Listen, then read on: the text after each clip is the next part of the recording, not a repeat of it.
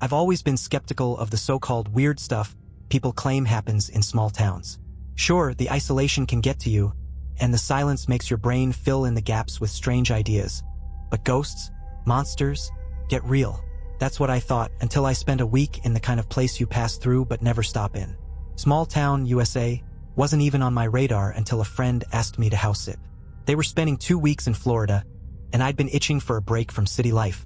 A cozy house with a backyard and no noisy neighbors sounded perfect. From the moment I got there, something felt off. Maybe it was how quiet the streets were. Not the kind of peaceful quiet, but that unnatural silence, where even the birds seemed to have vacated. The old man at the gas station gave me a long, squinting look when I said where I was staying, but didn't elaborate. I chalked it up to small-town paranoia. The house itself was cute. Single-story, porch swing, big oak tree in the yard. But the inside was sterile, almost too clean. My friend had warned me about the overly attentive cleaning lady. She treats the place like a museum, they joked. I figured that explained the faint scent of bleach in the air and how nothing seemed out of place. The first night was uneventful. I cracked open a beer, flipped through some Netflix, and crashed early. It wasn't until the second night that things started to spiral. It was around midnight when I heard it. A scraping noise, like someone dragging something heavy across concrete. I muted the TV, straining my ears. The sound seemed to come from the backyard. My first thought was a raccoon or maybe a stray dog, so I grabbed a flashlight and went to check it out. The yard was empty. The oak tree's branches swayed gently in the breeze, casting long shadows across the lawn. But then I noticed something strange. A trail of scratches in the dirt, leading from the base of the tree toward the back fence. They were deep, parallel grooves, too even to be made by an animal. I told myself it had to be a prank. Some bored local kids messing with the outsider. Still, I didn't sleep well that night. The next morning, I decided to explore the town. If the locals were responsible for the scratches, I'd gauge their vibe. But no one wanted to talk. The few people I passed on the street avoided my eyes. The clerk at the grocery store was the only one who spoke to me, and even then, all they said was, "You should leave before the weekend." I laughed it off, but by the time I got back to the house, I couldn't shake the feeling that I was being watched. That night, the scraping noise returned, louder this time. It wasn't outside anymore, it was inside the house. The scraping wasn't coming from the backyard this time. It echoed through the house, faint but deliberate, like someone dragging a chair across a hardwood floor. My stomach dropped as I realized it was coming from the basement. Now, I'm not a brave person. If this had been my place, I'd have grabbed my keys and been halfway down the highway. But it wasn't my house, and my friend had left me in charge. So, against every survival instinct I had, I grabbed a kitchen knife and made my way to the basement door. It was one of those old wooden doors with peeling paint and a lock that looked like it had been installed before electricity was a thing. The door creaked open, revealing a staircase that descended into pure darkness. My flashlight beam barely pierced the black, but I could make out the bottom step. The scraping sound had stopped, leaving the air thick with silence. "Hello," I called out, immediately regretting it. My voice sounded small, swallowed up by the void below. No answer. I stood there, trying to convince myself it was nothing. Maybe a draft or the house settling. Then I saw it. A faint movement at the bottom of the stairs. Just a shadow shifting, too quick to make out, but enough to send a chill down my spine. I slammed the door shut and locked it, backing away as my heart pounded in my ears. I told myself I'd imagined it, that it was a trick of the light. But when I turned back toward the living room, I froze. Every cabinet in the kitchen was open. I hadn't heard a sound. I'd just been there, and everything had been fine. Now, dishes and glasses were arranged neatly on the counter, like someone had taken the time to carefully remove them. The open cabinets looked like gaping mouths, the silence of the house suddenly deafening. I bolted to my room, locked the door, and sat on the bed with my knife clutched tight. Sleep was out of the question. At some point in the night, I must have dozed off because I woke up to sunlight streaming through the window. For a brief moment, I thought it had all been a bad dream. Then I heard the footsteps. They were slow, deliberate, and heavy, coming from above me. Above, the attic. I hadn't been up there yet, hadn't even thought about it. But someone or something was moving around up there. My pulse raced as I crept into the hallway, staring at the attic hatch. It was one of those old pull-down ladders, and the rope dangled slightly, as if it had been used recently. I wanted to leave, to get in my car and never come back. But my friend's face flashed in my mind. They trusted me. If I abandoned the place, what would happen to them? Gripping the knife tighter, I reached for the rope and pulled. The ladder unfolded with a groan, revealing a dark square above me. Dust floated down like tiny ghosts, illuminated by the morning light. I hesitated, then climbed, each step creaking under my weight. The attic smelled old, like dry rot and forgotten things. My flashlight swept across the space, revealing stacks of boxes, old furniture, and a chair. It was in the center of the attic, facing away from me. The scraping noise. I stepped closer, heart hammering in my chest. As I rounded the chair, I saw it. An old porcelain doll sitting upright, its head tilted toward me. Its face was cracked, one glass eye missing, the other staring directly into mine. That's when I heard it. A whisper, soft, barely audible, but it came from the doll. Said my name. I froze, every muscle in my body locking up as the faint whisper repeated my name. It was a voice I didn't recognize, soft, childlike, and unnatural, like it was coming from somewhere far away and up close all at once. The doll didn't move, but its single glass eye seemed to track me as I backed away. My flashlight flickered, the beam stuttering across the attic. In the dim light, the shadows seemed to writhe, stretching toward me like oily fingers. I wanted to run, but my legs wouldn't cooperate. Then, the whisper turned into a low giggle. It wasn't just the doll anymore. The sound came from all around me, echoing in the enclosed space. I snapped out of my stupor and bolted for the ladder, nearly tripping in my panic. The giggling followed me, growing louder, overlapping with itself like a crowd of unseen voices. When I hit the floor, I slammed the attic hatch shut and twisted the lock. My breathing was ragged, my chest heaving as I stumbled back against the wall. Then the scratching started. It came from the other side of the attic hatch, slow and deliberate. It sounded like nails or claws, dragging across the wood. The sound sent chills rippling across my skin. I had to get out of the house. Now, grabbing my keys and phone, I rushed for the front door. But when I reached it, I stopped dead. The scratches from the attic weren't the only ones. Deep, parallel grooves were gouged into the front door, fresh and splintered. They weren't there before. My hand shook as I reached for the knob. I didn't know if I was running toward safety or into something worse, but I didn't care. The door creaked open, revealing the bright, sunlit yard. Relief washed over me, but it was short-lived. The oak tree in the yard, the one that had seemed so harmless when I arrived, now had something hanging from its lowest branch. A doll. Not the porcelain one from the attic, but something cruder, stitched together from burlap and twine. Its head was lopsided, and its black button eyes stared blankly at me. It swayed gently in the breeze, as if mocking my fear. Behind me, the scratching at the attic hatch turned to pounding. I ran to my car, fumbling with the keys as my vision blurred with panic. The engine sputtered to life, and I peeled out of the driveway, leaving the house, and whatever was inside it, behind. But as I drove through the empty streets of the town, my stomach sank. Every yard I passed had one of those burlap dolls hanging from a tree or a fence post, all of them swaying gently in the same rhythm. And in the rearview mirror, I saw the attic hatch burst open. A shadowed figure climbed onto the roof of the house, its shape wrong. Too tall, too thin, and too bent. It turned toward me, though I couldn't make out a face. I didn't stop driving until I hit the highway. Even then, I kept glancing in the mirror, half expecting to see that figure following me. When I got home, I tried to convince myself it was over, that whatever had happened in small town was behind me. But then I found a scratch, a deep, parallel groove, on the outside of my apartment door, and hanging from my balcony railing was a burlap doll. This one had my name stitched into its chest.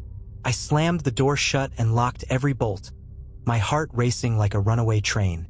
My apartment had always been my sanctuary, but now it felt like a trap. The burlap doll swung gently in the wind outside, its stitched smile mocking me through the glass of the balcony door. I didn't want to touch it, but I couldn't leave it there. Grabbing a kitchen towel to avoid direct contact, I stepped onto the balcony. The air felt wrong, heavy, almost electric, like a thunderstorm was brewing. The doll was smaller up close, no bigger than a child's teddy bear. Its button eyes glinted in the fading sunlight, and its body swayed in an unnatural rhythm, as though it had a heartbeat. I reached out with the towel, but the moment I touched it, a voice whispered my name again. "Don't look away." I froze. The whisper came from the doll. My instinct screamed to drop it and run, but my body didn't obey. Slowly, the stitched smile began to move, the burlap stretching unnaturally as the whisper turned into a sinister chuckle. And then it started speaking. "They'll come for you tonight." I threw the doll off the balcony. It tumbled through the air and hit the pavement below, but it didn't stop laughing. The sound rose, distorted and inhuman, echoing up the side of the building. Slamming the balcony door shut, I drew the blinds and backed away, clutching my phone. I needed help. Someone. Anyone. I called my friend, the one whose house I'd been watching. The line rang 3 times before they picked up. "What's wrong?" they asked, their voice groggy and distant. "I need to know," I stammered. "Has anything strange ever happened at your house?" There was a long pause. "What do you mean?" "The attic," I said. "The scratches. The doll. What the hell is going on?" Their breathing quickened. "You weren't supposed to go in the attic."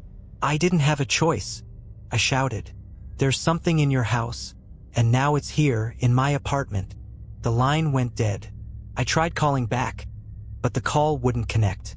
The laughter outside had stopped, replaced by an unsettling silence. And then, a knock at the door. It was slow and deliberate, the kind of knock that demands attention. I didn't move. My apartment was on the 5th floor, and I hadn't buzzed anyone in. The knock came again, louder this time. "Who's there?" I croaked, my voice barely audible. No answer. Summoning what little courage I had left, I crept to the peephole. What I saw made my blood run cold. It was the figure from the house, the tall, bent shadow that had climbed onto the roof. Its head was tilted at an unnatural angle, its face hidden by darkness, but I could feel its gaze burning through the door. It raised a long, spindly hand and raked its claws down the wood, leaving fresh gouges next to the peephole. I stumbled back, clutching the knife I'd grabbed from the kitchen. My mind raced. What did it want? The lights flickered, plunging the apartment into darkness. Then I heard it. The attic hatch, the one I didn't have. It creaked open somewhere above me, and a soft, scraping sound began. Faint at first, but growing louder, closer, like something crawling through the walls. A voice echoed in the darkness, the same whisper that had haunted me since small town. "Don't look away." I turned toward the sound, and there it was. The burlap doll sat on my coffee table, its button eyes glowing faintly in the dark. Its stitched mouth opened wide, and out crawled a hand, thin, gnarled, and impossibly long. The last thing I remember before I blacked out was the hand reaching for me, and the whisper turning into a roar. When I woke up, the apartment was empty. The door was intact, the scratches gone. Even the doll had disappeared. But on the floor, scrawled in deep gouges, were 3 words. "They're watching you." I didn't leave my apartment for 2 days. I kept every light on, every door locked, and every curtain drawn. But the feeling of being watched never left. It was like an itch I couldn't scratch, an oppressive weight pressing on me no matter where I went. Every sound made me jump. The hum of the fridge, the creak of the floorboards, even my own breath. The scratches on my front door might have disappeared, but I could still feel their presence. On the 3rd day, I finally snapped. Sitting in the suffocating silence of my apartment, I realized I couldn't just sit there and wait for something to happen. I had to take control. I packed a bag, grabbed my car keys, and bolted. My plan was simple. Get out of the city, head somewhere far away, and figure out what to do next. The drive was tense. Every time I glanced in the rearview mirror, I half expected to see the shadowy figure or those cursed burlap dolls staring back at me. But the road behind me was empty. I drove for hours, through winding back roads and stretches of empty highway, until I found a cheap motel on the outskirts of nowhere. It wasn't much. A dingy room with peeling wallpaper and a bed that smelled faintly of mildew. But it was far from small town, and that was good enough for me. For the first time in days, I felt a flicker of hope. Until I saw the doll. It was sitting on the nightstand when I turned on the light. The same burlap creation, its button eyes glinting in the dim glow of the lamp. This time it wasn't alone. There were dozens of them scattered across the room, on the bed, the dresser, the floor. Some were small enough to fit in my hand, while others were nearly life-sized. They all faced me, their stitched mouths twisted into sinister grins. I backed toward the door, my heart hammering in my chest. But when I grabbed the handle, it wouldn't budge. Then the whispering started. A cacophony of voices filled the room, overlapping in a chilling harmony. My name echoed from every corner, growing louder and more frantic. I clamped my hands over my ears and screamed, but it did nothing to drown out the sound. The dolls began to move, their heads jerking toward me in unison. One by one, they stood. Their movements were slow, puppet-like, as they shuffled toward me.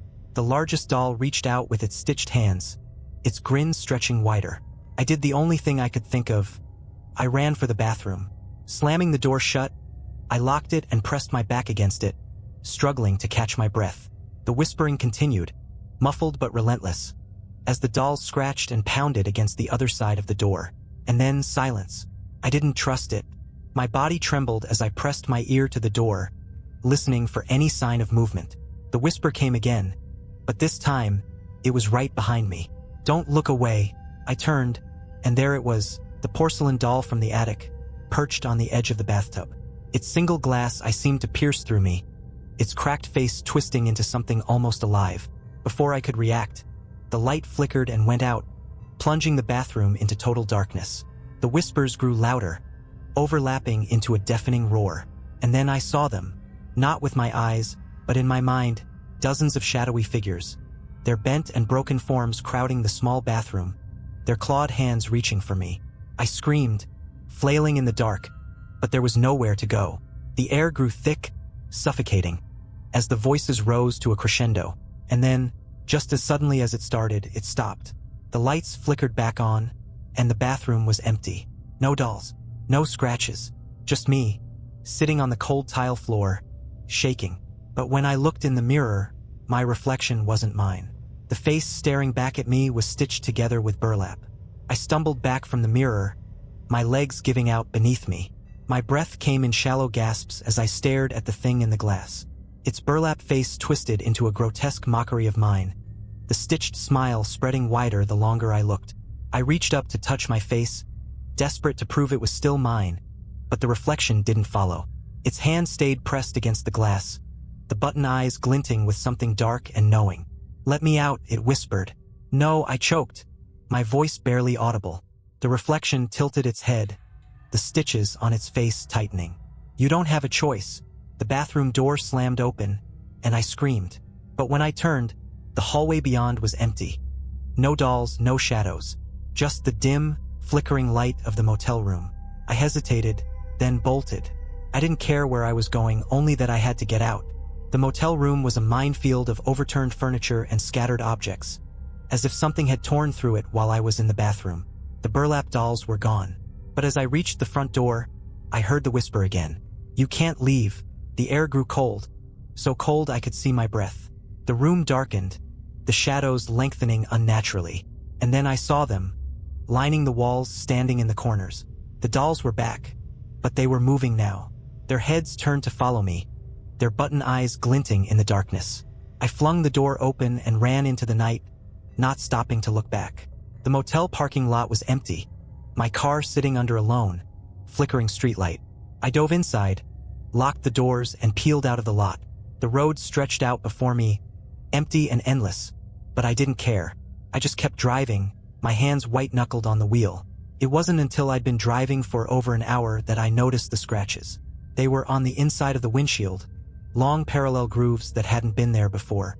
My breath hitched as I stared at them, my stomach sinking. Then I saw the doll. It was sitting in the passenger seat, small and unassuming, with its stitched smile and button eyes. "How long are you going to run?" it asked, its voice low and mocking. I screamed, swerving the car off the road. The tires skidded on loose gravel, and I came to a stop inches from a tree. When I looked back at the seat, the doll was gone. But the whisper wasn't.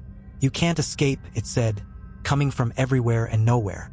"You're one of us now." "No," I shouted, slamming my hands against the wheel. "I'm not like you."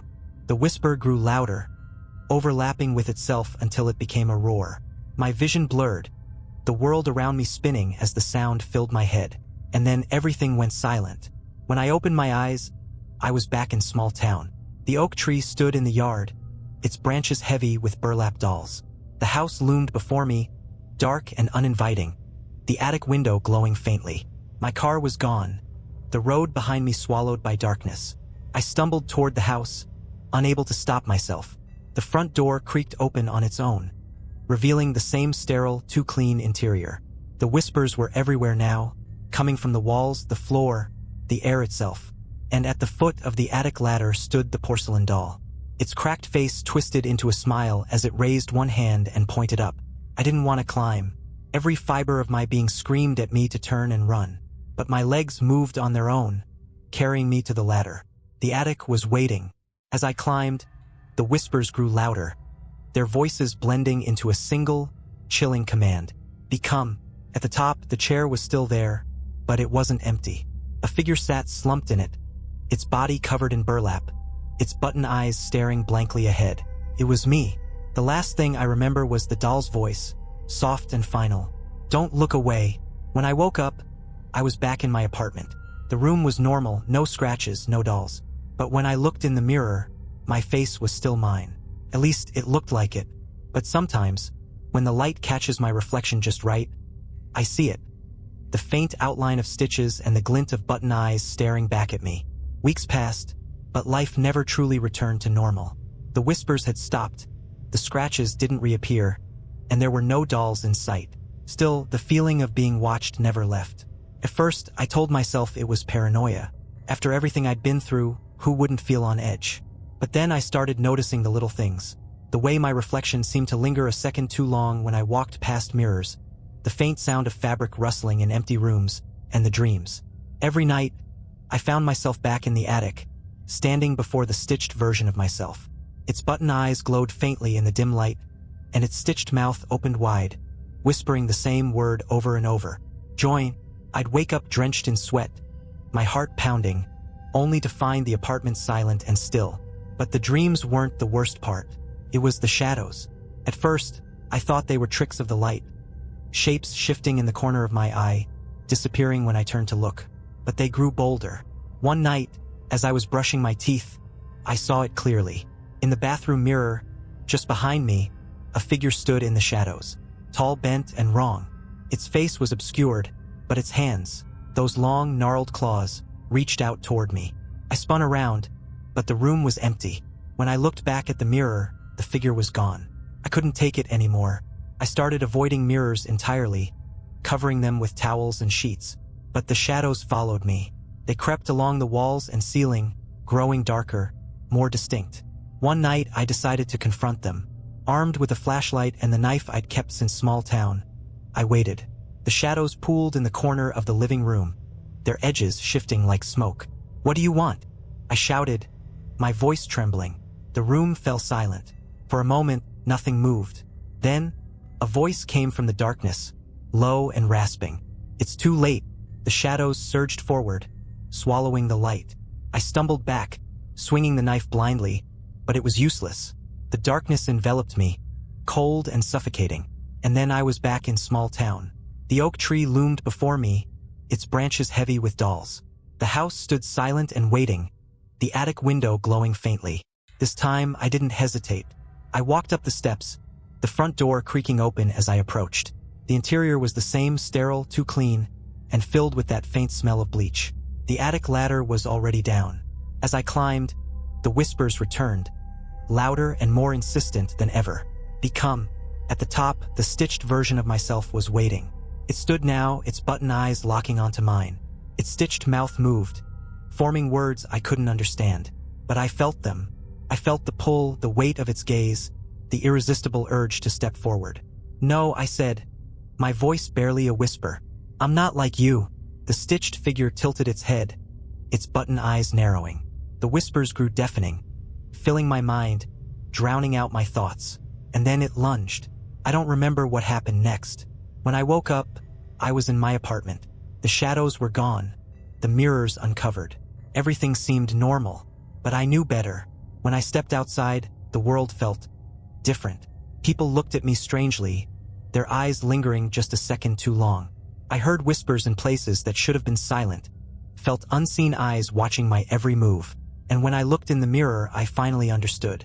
The face staring back at me wasn't mine anymore. It was stitched, and somewhere, deep in the reflection, the real me was screaming. I didn't know how long I stood there, staring at the stitched reflection. Its button eyes gleamed with a knowing malice, its stitched mouth curling into a slow, deliberate grin. My heart pounded as a terrifying realization washed over me. I wasn't in control anymore. The reflection tilted its head, mimicking the movements of the stitched figure from the attic. My hands shook as I raised them to my face, desperate to feel the skin that I wasn't sure was still there. Felt normal. But in the mirror, the stitches ran deep, crisscrossing my face like a macabre tapestry. My fingers trembled as I touched my cheeks, my jaw, my lips. I couldn't feel the thread, but I could see it, mocking me in the glass. "What do you want from me?" I whispered, my voice barely audible. The reflection didn't answer. Instead, it raised one stitched hand and pointed behind me. I spun around, expecting shadows, whispers, or worse. But the apartment was empty. Then I saw it. The doll. It sat in the middle of the living room floor, perfectly still, its burlap face tilted upward as though it were watching me. Its stitched mouth hung slightly open, and something glinted inside. Something small, metallic, and impossibly familiar. A key. I didn't want to approach it. Every fiber of my being screamed to run, to burn the doll, to destroy it. But something about the key drew me closer, like an invisible thread pulling me in. When I reached the doll, I crouched down, hesitating before I touched it. Its button eyes seemed to follow my movements, and I swore I saw its mouth twitch. With trembling hands, I grabbed the key. It was cold, unnaturally so, and the instant it left the doll's mouth, the whispers started again. "Come back," they said. "Come home." I looked around, panicked, but the apartment remained still. The whispers didn't come from the walls or the air this time. They came from inside me. My head throbbed as the voices grew louder, overlapping, repeating the same chilling phrase. "Come home." I didn't understand. Home? Did they mean small town? The key in my hand was old, its surface worn and rusted. There was no indication of what it unlocked, but deep down I knew it wasn't over. The next day, I got in my car and drove. I didn't pack anything or tell anyone where I was going. It didn't matter. Nothing mattered except getting to the place where this nightmare had started. Small town. The streets were as empty as I remembered, the air thick with that same unnatural silence. The oak tree stood in the yard, its branches bare now, the doll's gone. The house loomed ahead, dark and waiting. This time, the front door was locked. I stared at it for a moment, the key heavy in my hand. My breath fogged in the cold air as I slid the key into the lock and turned. The door creaked open, revealing the same sterile interior. But now, the house felt alive, its walls humming with an energy I couldn't see. The attic ladder was down, just as it had been before. My steps were slow, deliberate as I climbed. The whispers grew louder with each rung, their voices blending into a single, haunting melody. At the top, the attic was empty. No chair, no dolls, no stitched version of myself. Just a single, ornate mirror standing in the center of the room. Its surface shimmered, and as I approached, I saw my reflection. It wasn't stitched. It wasn't the grotesque version I'd seen before. It was me, but it wasn't moving. I reached out, my hand trembling as it met the glass. It was warm to the touch, almost alive. My reflection stared back at me, its eyes filled with fear. "Help me," it whispered. Before I could react, the glass rippled like water, and something reached out from the other side. A hand. Stitched, gnarled, and clawed, wrapped around my wrist, pulling me toward the mirror. I screamed, struggling against its grip, but it was too strong. The last thing I saw before the darkness swallowed me was my reflection, now free, stepping out of the mirror. Smiled, and then I was gone. If you're reading this, it means the stitched version of me is still out there, walking around in my skin. It looks like me, talks like me, lives like me, but it isn't me. And if you ever find a burlap doll, a scratched door, or a whisper that calls your name, run. When I came to, the world was dim and warped. Shadows stretched unnaturally across a colorless void, twisting into shapes that seemed almost alive. The air felt thick, heavy, like I was underwater. I wasn't in the attic anymore. I stood on a floor that wasn't a floor, a swirling expanse of black fabric that shifted under my weight. Around me, tall, gnarled figures loomed, their burlap faces stitched with malevolent grins. Button eyes stared down, unblinking, reflecting a distorted version of myself. The whispers were everywhere now, a chorus of voices that crawled into my skull and nested there. "Welcome home," they said. "No," I muttered, my voice weak and trembling. "This isn't real." The figures laughed, their stitched mouths opening wider, revealing jagged, thread-like teeth. "It's real enough," one of them said, stepping closer. Its movements were jerky, like a marionette controlled by an inexperienced puppeteer. "And you belong here now." I backed away, but the fabric beneath me seemed to pull me forward, threads coiling around my ankles. Panic surged through me as I realized I couldn't move. "I don't belong here," I said, louder this time. "You made a mistake." The figures tilted their heads in unison, their button eyes glinting. "No mistake," the tallest one said. "You took the key. You opened the door. You invited us in." The memory of the key flashed in my mind, cold and rusted in my hand. The whispers, the mirror, my reflection stepping out. "That wasn't me," I shouted. "That thing, my reflection. It tricked me." They laughed again, a sound that made my skin crawl. "All reflections are true," another said. "It's you who lied." The threads tightened, pulling me to my knees. The fabric beneath me rippled, and I realized it wasn't fabric at all.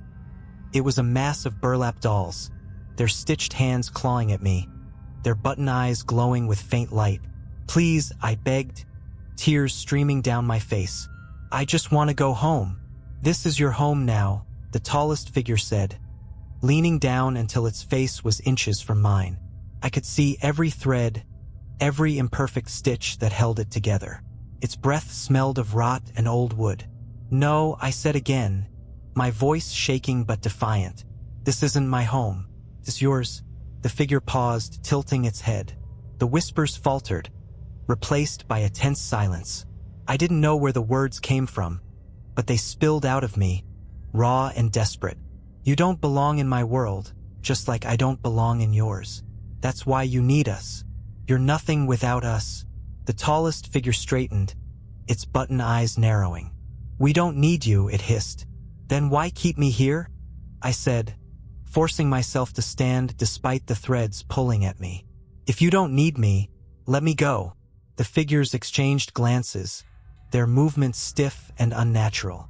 The whispers returned, quieter this time, like they were arguing amongst themselves. Finally, the tallest one spoke. "If you leave," it said, "you will always carry us with you. You will see us in every shadow, hear us in every silence. You will never escape." "Fine," I said, my voice firm. "I'll take my chances." The figure stared at me for a long moment. Then, with a flick of its clawed hand, the threads unraveled, and I fell through the void. When I woke up, I was lying on the floor of my apartment. The light outside was harsh, almost blinding, and the air smelled clean and fresh. For a brief, blissful moment, I thought it was over. But then I saw it, the smallest, faintest scratch on the edge of my coffee table. And when I looked in the mirror, my reflection smiled, just a little too wide. I've been running ever since. No matter where I go, the signs follow. Scratches, whispers, shadows that don't quite match the light. And sometimes, when I'm alone, I see the burlap dolls. They never move, but they're always there, just out of reach, watching. So if you ever see a stitched shadow in the corner of your eye, or hear a whisper that knows your name, don't look away, because they're always watching, and they never let go. I thought I could outrun them.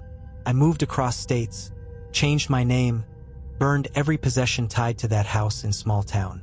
But no matter how far I went, no matter how many layers of my life I stripped away, they always found me. The scratches appeared first, small, unassuming, on the edges of furniture, door frames, and even my skin. I'd wake up with thin, parallel lines on my arms or legs, faint but unmistakable. Then came the whispers, soft and fleeting, like someone murmuring just behind me. But the worst were the dolls. At first, they were subtle. A burlap figure tucked into the corner of a motel room. A crude, stitched face staring at me from a park bench. Once, I found one dangling from the rearview mirror of my car, its button eyes reflecting my own terrified gaze. Each time, I destroyed them. I burned them, tore them apart, threw them into rivers. But they always came back. It wasn't until I saw the first-person change that I realized I wasn't just running from them anymore. I was leading them to others. It happened in a diner somewhere in the Midwest. I'd stopped for coffee, trying to calm my nerves after another sleepless night. The waitress, a young woman with tired eyes and a kind smile, brought me my order. "Rough night?" she asked, her voice warm with concern. I nodded, not trusting myself to speak. As she walked away, I noticed it. A small burlap doll tucked into the pocket of her apron. My stomach dropped. "Excuse me," I called out, my voice sharper than I intended. "Where did you get that?" She looked confused, pulling the doll from her pocket. "This? Someone left it on the counter this morning," she said, holding it up. "I thought it was cute." "No," I said, standing abruptly. "It's not. You need to get rid of it. Right now." Her smile faltered, and she took a step back. "Sir, it's just a doll." "It's not just a doll," I shouted, drawing the attention of the other patrons. "Please, you have to trust me. Burn it, throw it away, anything. Just don't keep it." The woman looked at me like I was insane, clutching the doll to her chest. "Maybe you should leave," she said, her voice trembling. I wanted to argue, to grab the doll and destroy it myself, but the whispers started before I could move. They filled the diner, soft and insistent, weaving between the conversations and the clatter of dishes. The lights flickered, and the air grew heavy. The woman froze, her eyes widening in fear. Slowly, her head turned toward me, and I saw it. Her pupils shrinking to pinpoints, her mouth curling into an unnatural grin. "Don't look away," she whispered, her voice not her own. The doll in her hands twisted and writhed, its button eyes glowing faintly. I ran. Now, I don't stay anywhere for more than a night. I avoid people, refuse to make connections. I can't let them spread this to anyone else. But the whispers are getting louder.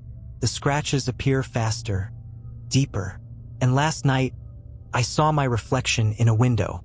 It wasn't stitched anymore. It wasn't even me. It was the tall, bent figure from small town, its button eyes watching me with a terrible, silent hunger. I don't know how much longer I can hold on. If you've made it this far, consider this my final warning. They're not just watching, they're waiting. And when they come for you, there's no escape. I'm done running. I can't keep dragging this nightmare with me, leaving scratches and whispers in my wake for others to find. These things, they've followed me long enough. They've burrowed into my life, my mind, and my soul. And now they want to take everything. But I'm not going down without a fight. I started researching, digging into old stories about small town, about cursed objects, about anything that could explain what I'm dealing with. There wasn't much, but what I did find pointed to one thing. The dolls weren't just manifestations of the curse. They were anchors, tethering the darkness to our world. Destroying them wasn't enough. If I wanted to end this, I had to break the connection at its source. The key.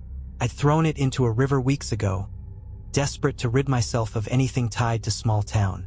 But last night, I woke up to find it on my nightstand, gleaming in the moonlight. It wasn't just a key, it was an invitation. So now I'm going back. The drive to small town felt different this time. The air was heavy, oppressive, and the landscape seemed to warp around me. The trees along the highway twisted in on themselves, their shadows stretching like clawed hands. The radio crackled with faint whispers, overlapping voices that grew louder the closer I got. By the time I reached the oak tree, the sun had vanished, swallowed by thick, unnatural clouds. The house loomed ahead, its windows glowing faintly like watchful eyes. The front door was already open. I stepped inside, the key cold in my hand. The house was alive now, its walls pulsing with dark energy. The attic ladder was down, waiting for me. As I climbed, the whispers grew louder, overlapping into a deafening roar. The attic was the same as before, the swirling void stretching infinitely in every direction. And at the center of it all was the mirror. This time, the reflection didn't hesitate. It stepped out as soon as I approached, its stitched face grinning, its button eyes glowing faintly. Behind it, the tall, bent figures emerged from the shadows, their gnarled hands reaching toward me. "You shouldn't have come back," the reflection said, its voice a twisted echo of my own. "Maybe," I said, holding up the key. "But I'm not leaving." The figures stopped, their movements faltering.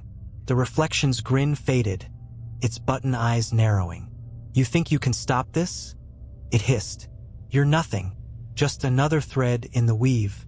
"Maybe," I said again, "but every thread can be unraveled." Before it could react, I plunged the key into the mirror.